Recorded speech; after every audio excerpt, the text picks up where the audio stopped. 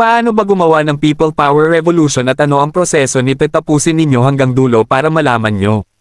Ang proseso ng paggawa ng People Power Revolution ay maaaring hatiin sa ilang mga hakbang na naglalayong mag-organisa at magpahayag ng sama-samang pagkilos laban sa isang hindi makatarungang pamahalaan. Narito ang mga pangunahing hakbang. 1. Pagbuo ng kamalayan at pagkakaisa. Ang unang hakbang sa anumang revolusyon ay ang pagbuo ng kamalayan sa mga isyu na nagiging sanhi ng hindi kasiyahan sa lipunan. Kailangan itong simulan sa pamamagitan ng edukasyon, magbigay ng impormasyon tungkol sa mga katiwalian, pang-aabuso, at iba pang mga isyu na nagiging dahilan ng galit ng mamamayan.